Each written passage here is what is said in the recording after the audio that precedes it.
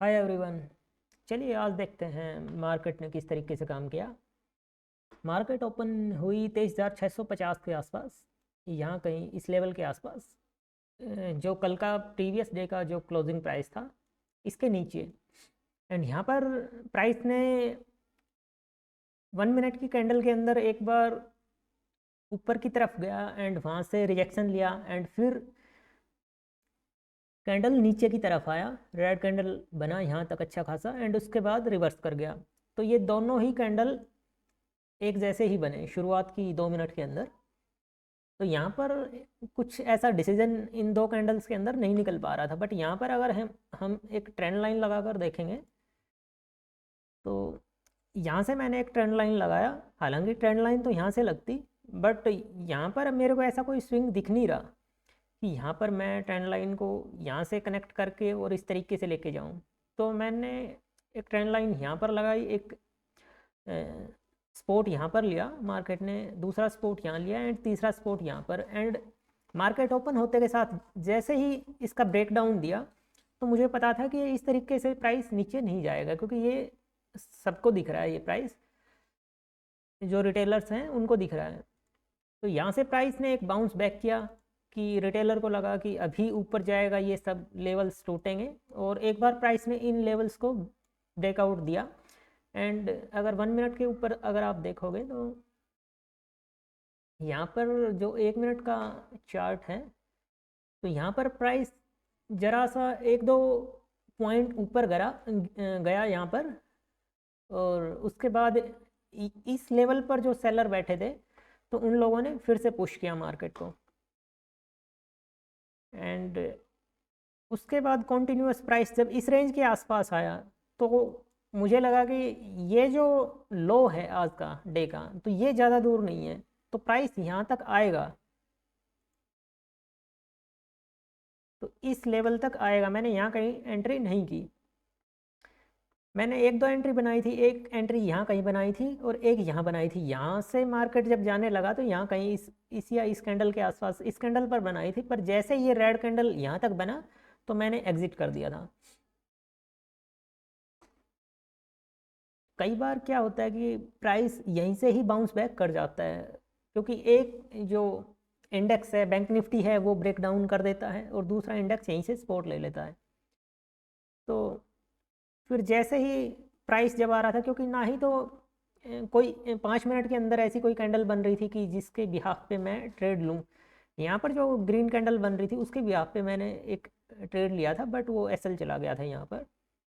But जैसे ही ये तीनों कैंडल पास बनी इस लेवल के आसपास और ये लेवल कटा हुआ था यहाँ पर, ब्रेक डाउन हो गया था इसका, और इस लेवल के आसपास जब प्राइस फिर से आ रहा था तो मुझे लगा कि अब ये प्राइस भी दूर नहीं है, ये जो जोन है बायर का जोन है तो ये भी दूर नहीं है। तो एक बार यहाँ पर जो पोजीशन है जो इस ब्रेकआउट के बाद बनी थी, जो रिटेलर्स की पोजीशन यहाँ पर बनी होगी या यहाँ पर बनी होगी, कुछ की यहाँ पर बनी होगी, राइट। तो इन सब का स्टॉप लॉस कहाँ पर होगा? इन सब का स्टॉप लॉस यहाँ पर होगा। जैसे ही जब प्राइस ये रेड कैंडल बनी तो मुझे पता था कि अब प्राइस इसका ब्रेकडाउन देगा, उसके बाद टर्न कर सकता है। और ये 500 का जो लेवल था वो काफ़ी नीचे था, तो वहाँ तक प्राइस ऑब्वियस वहाँ तक ट्रैवल नहीं करेगा। अब यहाँ पर मैंने फिबो टूल लगाकर देखा, तो फिबो टूल लगाकर देखा तो यहाँ से अच्छा खासा एक जोन मिला हुआ था, गोल्डन जोन फिबो का 50 और 60 का। तो यहाँ से प्राइस ने, मुझे कंफर्म था कि यहाँ से सपोर्ट लेगा। जैसे ही अच्छी खासी कैंडल बनी और उसके बाद पुल बैक दिया और उसके बाद फिर से ये कैंडल जाने लगी, यहाँ कहीं पर मैंने प्राइस लिया एंड यहाँ कहीं से प्राइस के बाद मैंने जो एग्जिट किया वो ये मेरा हाई था। ये जो हाई था, ये बड़ी कैंडल अगर मैं 5 मिनट के अंदर आपको दिखाऊं, ये जो बड़ी कैंडल बनी हुई है सेलर की, तो ये मेरा हाई था जो टारगेट था। इसका टारगेट का एक ये बड़ी कैंडल है, राइट। इसके बाद सेकंड बड़ी कैंडल कौन सी है जो अभी तक मार्केट ने टैप नहीं की है? तो वो ये एक कैंडल है, इसका हाई टेस्ट नहीं हुआ है मार्केट से। अगर प्राइस यहाँ तक आ गया तो ऑब्वियस ये चांसेस है कि इसका भी टच करेगा जो हाई है इस कैंडल का। तो मैंने इस कैंडल के रनिंग में यहाँ पर जब ये कैंडल बन रही थी तो मैंने यहाँ पर अपनी एंट्री ली थी और यहाँ कहीं मेरा एग्जिट था।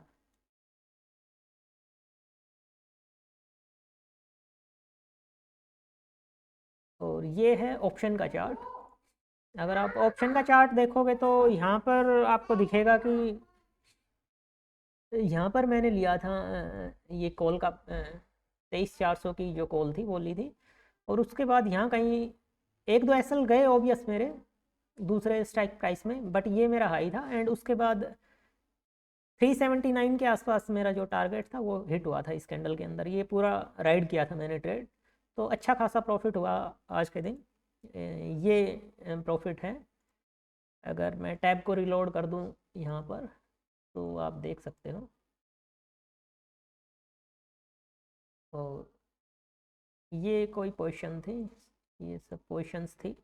यहाँ पर इन दो में लॉस हुआ था, एक में 800 के आसपास, एक में 550 के आसपास। एंड ये अभी प्राइस इसमें 379 दिखा रहा है, बट यहाँ पर ये आई थिंक मैं रिलोड करता हूँ तो यहाँ पर प्राइस 379 के आसपास आना चाहिए। अभी 401 दिखा रहा है। I am not sure why this is happening. तो मैं आपको इसका वेरीफाइड लिंक डाल दूंगा डिस्क्रिप्शन में, आप देख सकते हो। तो उसके बाद अगर यहाँ पर मैंने इसका भी एक एनालिसिस किया था कि जो ये कॉल का जो चार्ट था, यहाँ पर अगर मैं देख रहा हूँ, यहाँ से मैंने एक ट्रेंड लाइन लगाई तो ये पूरा ब्रेकडाउन दिख रहा था इसका, तो इसमें अच्छे खासे सेलर आए होंगे यहाँ पर। बट ये कॉल का जो चार्ट है इसके जो प्रीमियम है वो डाउन नहीं हो रहे थे। अगर यहाँ कहीं 300 के आसपास से अगर हम देखते हैं तो वो 50 के आसपास तक आए थे, 250 के आसपास तक, 300 से। ये इसका मतलब है कि 50 पॉइंट ही ब्रेक डाउन हुआ यहाँ पर जो प्रीमियम है। एंड यहाँ पर अगर हम प्राइस को देखते हैं यहाँ कहीं से इस लेवल से, तो ये 100 पॉइंट 90 पॉइंट के आसपास है। तो मैं श्योर था कि प्राइस यहाँ कहीं से टर्न बैक देगा, बट ये मेरा सपोर्ट था। ये जो लेवल था, ये एसएल एक बार कट जाते मार्केट के अंदर, मुझे यही अंदाजा था कि अगर ये एक बार एसएल कट जाएंगे तो उसके बाद प्राइस यहाँ से टर्न बैक करेगा। और वही प्राइस ने टर्न बैक किया। तो ये इस स्पॉट को देख के मैंने एक्चुअल में बाई किया था यहाँ पर जो स्पॉट है। अगर आप सेम स्पॉट इंडेक्स के अंदर अगर आप देखोगे तो यहाँ पर ये जो स्पॉट है,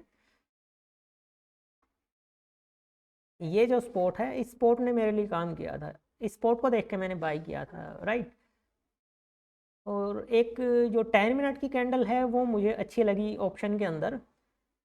यहाँ पर हम देख सकते हैं 10 मिनट की जो एक कैंडल थी, ये जो कैंडल है इन्वर्टेड हैमर की, तो उसने काम किया अच्छा खासा। तो थैंक यू दोस्तों।